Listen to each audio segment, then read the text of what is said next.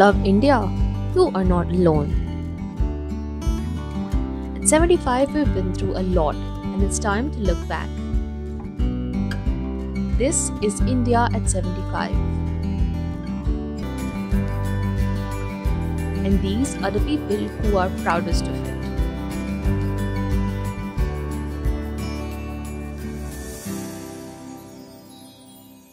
India shows us places where our heart needs to be purified, a traveler once said. Hi, I'm Adani Group. I am from GD Goenka Public School, Lucknow. Today many kids have to go places to see clean rivers and play with them. But there was one time when there was a river in everybody's life. Cultures developed alongside rivers. Rivers sustained farmlands. They were home to a variety of fish. They were conduits of commerce and cultural exchange.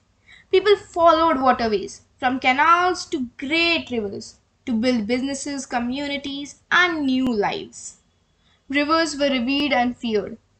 The river was a playmate to a child to splash, or a joy for a woman after a hard day's domestic toil. A river could also be the unpredictable elder who inspired awe. Flooding at many times turned a harbinger of life and prosperity into a raging torrent of large-scale destruction that destroyed human lives and ruined food crops, leading to food shortage and starvation. But people learned to live with such vagaries. They learned about the ebbs and flows of the rivers. They tried to avoid places where its raging water would strike and congregate at those where it would be at its nurturing best. They learned to make use of the silt left by its floodwaters and to avoid the sand which harmed their crops. Over the past 150 years or so, this connection has been severed. The change happened during the time of colonial rule. Colonial water planners and water engineers introduced the idea of taping rivers. Colonial intervention transformed seasonally and inundated floodplains into sites for irrigation, involving construction of bags and weirs. But colonial hydrology could not come to terms with the idiosyncrasies of Indian rivers. Replete with the sand and sediment, most of them refused to follow between banks. Unfortunately, our planners did not take note of this failure of colonial state when they devised plans for Indian rivers. At the same time, people lost connection with the rivers. Today, many grow into adulthood without having seen a river in its full glory. Many of the mighty rivers have been reduced to a trickle. In fact, the pilgrim throngs to sites associated with the big rivers Ganga, Yamuna, Brahmaputra seem to be growing over the years. But there's a discord between such virtual veneration and the ways we treat our rivers. Every pilgrimage adds to the trash burden on the rivers. Many of our rivers have been turned into veritable sewers. Some of them are toxic cesspools. Today, in official documents, these rivers have been renamed in drains. There cannot be a bigger loss. They say it's never too late. So it's high time we start worshipping rivers, not just literally, but otherwise too. Besides the evening aartis, one must also ensure the rivers aren't polluted any further. Worshipping is done in many ways, not only by the aartis and prayers. We also need to clean the rivers. Thank you and Jai Hind. Hi, I'm Vishnu Maladi and I'll discuss how Indian cinema has evolved in the past 75 years to be the largest film producing nation that it is today. I'll also explain how it may evolve in the next 75. From 1913, when the first movie Raja Harishchandra was produced by Palke, it was the silent era till 1930 with stories focused on mythological tales. Films in the 30s mainly emphasized social problems like child marriages or dowry. In 1931, Alam Ara brought in sound to give movies songs and music. The first regional film was also made in Chennai in 1931. 1940 to 1960 was the golden age, as some people call it, of Indian cinema, which saw the birth of stars and lavish productions. Extravagant films like Mughal-e-Azam set a formula for success. Narratives are also shifted from social misery to entertainment. 1950s saw the rise of both realistic films and parallel cinema. Bengali and South Indian films took up social reform themes like women upliftment and social taboos. In the 70s and 80s, films highlighted socio-political issues like unemployment and corruption, and the anger and frustration of people. Also, regional movies showed middle-class lifestyle and marital relationships. The 90s saw rapid advances in special effects and focus on genres of sci-fi and action. It began with South Indian movies. Renewed portrayal of romance and love stories also became popular.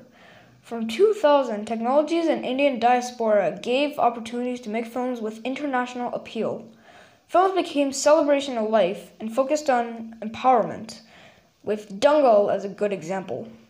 So Indian cinema moved from social ills to entertainment to upliftment to empowerment. On the technology side, we saw a big shift from celluloid to digital, from cameras like Debris and Michael, carried by 10 people, to lightweight Airflex cameras. Today it's digital, with films shot even on iPhones. VFX and CGI since the 1990s gave ease and flamboyance to filming. Here's what I envision for the future. Our movie watching will change completely with augmented reality, artificial intelligence, and maybe even virtual reality, 3D, 4D, 5D. It will be a completely immersive and personalized experience. Movies will unfold in real time around you. You will feel the rain and cold. Smells, tastes, sensations, and senses will all be experienced live. Endings and events will change for you. Stories will be crafted in real time to uniquely satisfy your likes and dislikes. Better imaging and motion capture technologies will transport us to a fantasy world. Due to online platforms, there will be more filmmakers and more experimental movies. To conclude, in India, films are not just entertainment. They'll be aesthetic, artistic, and cultural sense of Indians. Jai Hind. Hello all, I am Vivan Mathur from Genesis Global School, Noida, and today I will be talking about India's toilet katha. In India, as our culture, we have always invested in both personal and public hygiene. Women in India consider kitchen a sacred space, and they don't enter it without taking a bath. No yogic practice in India is performed without cleansing the body and your surroundings. Mahatma Gandhi had a dream of a clean and healthy India, which was carried forward by the Swachh Bharat Abhiyan. This mass movement was the world's biggest behavior change program to eliminate open defecation. India was commended for going 39% to almost universal toilet coverage in just 5 years. And 36 Indian states are now defecation free. India is now ranked among the top 10 countries for reducing open defecation and improving access to basic sanitation. Our future is bright as we now have companies investing in portable toilets and sanitation services in deprived communities. The Swachh Bharat movement was a thrust India got to put in place a time-bound plan to improve access to toilets across the country. In efforts towards realizing the 6th SDG goal, focus on clean water and sanitation, India has unwaveringly implemented strategies to achieve universal access to safe sanitation like never before. The government has undertaken various successful initiatives by means of policies, schemes, laws, and programs to ensure safety and dignity towards our sanitation workforce. There is also a stronger focus on behavior change interventions, and states have been accorded greater flexibility to adopt their own delivery mechanisms. We only go onwards and upwards to realize full public health outcomes as India treads on the development path and strives to provide a prosperous and equitable future to all. The sanitation drives will ensure that good health and well-being of all its citizens is now a reality. Thank you. Jai Hind. Today, I, Vivek Changan, is here to present a speech on technology today and after. So, let's we start. Technology, as we know, it is the application for ideas, scientific ideas to develop a machine or a device for serving the needs of humans. We have the human beings are completely from the household needs, school, offices, communications, and entertainment. Our life has been more comfortable due to the use of technology. We are at a much better and comfortable position compared to the older generation. This is the possible because of various contributions and innovations made in the field of technology. Everything has been made easily accessible for us at our fingerprints, right from buying anything online to making any banking transaction. It has also led to the invention of the internet, which gave us access to search any information in Google. But there are also some disadvantages of it. Relying too much of technology has made us physically lazy and unhealthy due to the lack of any physical activity. Children have become more prone to video games and social media, which has led to obesity and depression. Since they are no longer used to playing outside and socialize, they often feel isolated. We must not totally be dependent on technology and should try using it in a product way. Thank you. Hello everyone, my name is William Elijah and I'm studying in 6th grade, Orchids International School. Today I'm going to tell a little something about Telegram. Most of the kids don't know what Telegram is, so I'm going to tell you something about it. Telegram, it was first introduced by the Britishers to our country. It was a massive help to all the Indians. It used to deliver a message in half a day. Now, in a letter, it would have taken 4 to 5 days. That's long, right? Yeah. So Telegram made it all easier, and it used to touch all aspects of life. Whether it be a job, a marriage, a birth, or a death. It used to cover it all. Indians were so happy that Telegram was introduced. But as the universe kept growing, Telegram lost its attention. Do you know why? After the inventions of computers, telephones and internet, people found a much more easier and faster way to communicate. Telegram was really sad because people found Gmails, WhatsApp and many other chatting platforms where they could send messages immediately. And because Telegram required a lot of money and stuff, it was shut down. And for your information, the first telegram that was sent was from Mumbai to Pune on 27th April 1854. That's a long time ago, right? And here's a fun fact too. The reigning dialogue was "Arey dekho tar aa gaya" in Bollywood movies.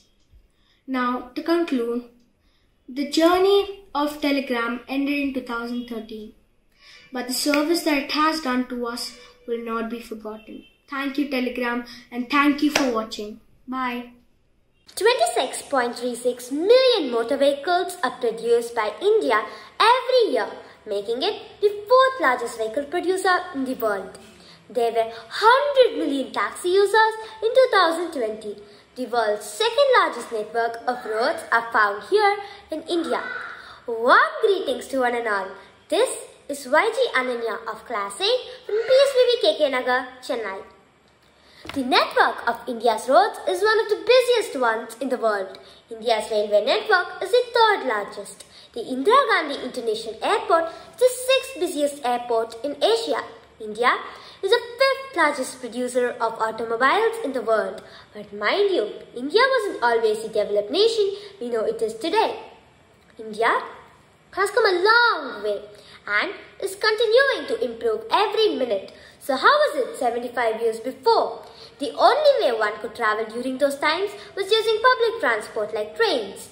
The Mumbai Suburban Railway was the first rail system in India and began services in 1867.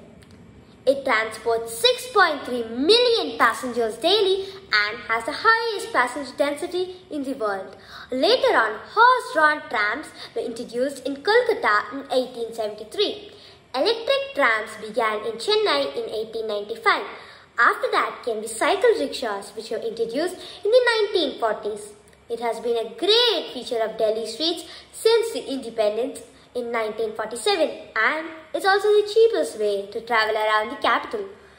From the cycle rickshaws, autos were inspired and it is still in use. A lot of people use autos on a daily basis.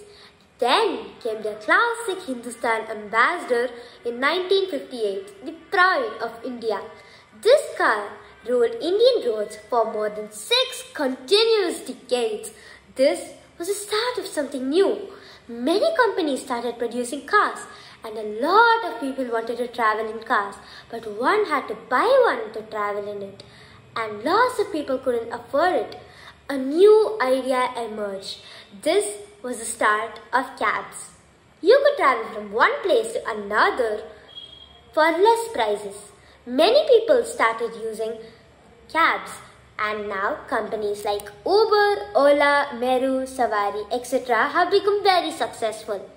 Cabs have become very common in India now. There are also bike taxis like Rapido, but the best one is helicopter taxi. Yes, the future is here. In places where there is a lot of traffic jams, people use helicopters to get to place and also have a mesmerizing view of the city. India is more successful than ever now, all thanks to the brilliant young minds of our country. If we continue to nurture all the bright minds, someday I am pretty sure we'll have hyperloops and flying cars. Yes, you heard that right. There are many visions for the future and I think we'll have driverless cars, underground tunnels to avoid traffic, taxi drones, solar-powered charged vehicles and a lot more. India's significant plans for the upcoming decades are remarkable. India plans to send Mangalyaan 2 in 2024. Mission Venus is set to take place in 2023 to befriend our dear solar sibling. AstroSat 2 in 2025, which is also India's first dedicated multi-wavelength space telescope. And ISRO is planning on launching our very own space station by 2025. And I'm pretty sure a lot more things will be accomplished in the upcoming years because Indians are determined, Indians are hard workers, Indians are talented and we are Indians. Thank you. Good afternoon to one and all present here. I'm Zaima Siddiqui of Class 7 from PSBB School, here to speak on the topic, time and again today's student leaders have become tomorrow's politicians. If we dig deep into history, we will find that the past of today's celebrated politicians is filled with stories of youth politics. Many veteran ministers in India had started their political journeys by being part of student movements. Exceptional individuals are rarely unidimensional. They cannot be straight-jacketed and defined by a single attribute. A student leader imprisoned during the emergency, Arun Jaitley was an Akhil Bharatiya Vidyarthi Parishad ABVP student activist at Delhi University in the 70s and became president of the University Students' Union in 1974. In 1973, when Delhi University reformed the way it used to conduct students' union elections and allowed all students to vote, Arun Jaitley played an instrumental role in making that possible. He built the next line of young leadership in the city. There is a long list of them who later became councillors, MLAs and MPs. Jaitley's party colleagues in Delhi remember him as a troubleshooter, best legal brain, able administrator who could go out of his way to help friends and individuals close to him. If we go back in history, we realize that some of the prominent personalities who brought about a major socio-political change for the better were the youth of that time. Let me remind you that if it wasn't for the active participation of the youth of yesteryears in politics, like Martin Luther King Jr. or Bhagat Singh, the history of their countries would have been very different today. According to me, it is imperative that the youth of today has access to the political scenario of the nation and also keep abreast with ever-changing political developments around the world. The students need to be well informed about their country, their constitution, their rights and duties, as well as the various political parties and their agendas. This will help them to inculcate a sense of responsibility and awareness of the societal problems. When the youth of a nation comes together with a collective intention, it is an indomitable force. The impact of the digital news explosion is likely to be felt more by a young audience that is not yet committed firmly to any particular political party or ideology and has little memory of previous governments. Secondly, the country's youth seems to be becoming much more assertive. We find that Gen Z is most likely to report discriminatory experiences that they might have faced due to various identity markers such as caste, religion, region, language, and class. This doesn't imply an increase in discriminatory practices, but rather a greater self-confidence that recognizes such practices and doesn't condone them. The same assertiveness is visible in political actions. Gen Z is more active in online campaigns and protests than any other age group. This assertiveness suggests that the youngest age group is searching for a distinct political vision that is different from what older generations subscribe to. The youth should be properly educated as they will shoulder the leadership and expanded responsibilities tomorrow. I conclude my speech with a quote by one of the most famous politicians in the world, Nelson Mandela. The youth of today are the leaders of tomorrow. Thank you. Good morning. I am Zara Bedi. I am a student of class 7th of the Shriram Millennium School, Noida. We are tethered to the internet. Nowadays, we use technology to do such small things, whether it is to remind us to do certain tasks, find spelling errors, and even to wake us up, which is making us very lazy and less intelligent. The internet is a vast storehouse of information which is used to publish articles in magazines, which is helping a lot of students, scholars and teachers to learn anytime and anywhere. But the exposure to the real outside world, exploring, observing and discovering is missing. The internet is a convenient mode of communication where we can talk with our family and friends using apps such as Instagram, Facebook, WhatsApp, FaceTime, etc. But don't you think we are getting less social?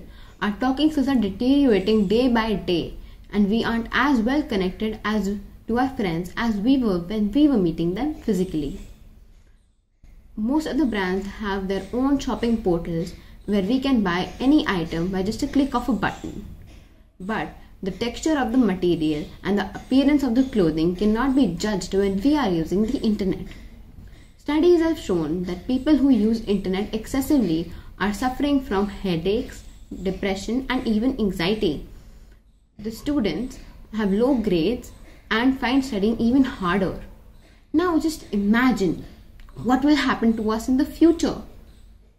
In years to come, with constant connection to the internet and more apps to run our lives, privacy will become even a bigger concern. And it may even be commoditized to the point where only the rich can afford to get off the grid. The internet will become a platform to sell vehicles, wallets, health monitors and even paper currency. Banks may not even be required anymore. Businesses and individuals will struggle to keep up with the pace, and those who cannot keep up with the pace, such as vegetable vendors and cottage industries, will struggle hard to survive and may even perish one day. Machines working on the internet might even take our own jobs, and we will struggle with the hurdles of unemployment and unbalanced resource distribution. The youth or the young generation will greatly suffer as they have answers to all questions given by the internet to them on a platter.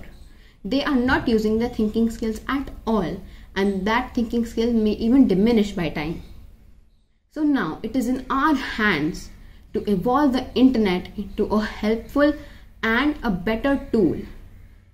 Today we are celebrating 25 years of internet in our country, and we should learn how to use this tool wisely.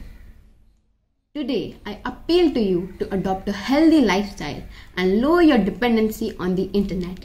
Thank you.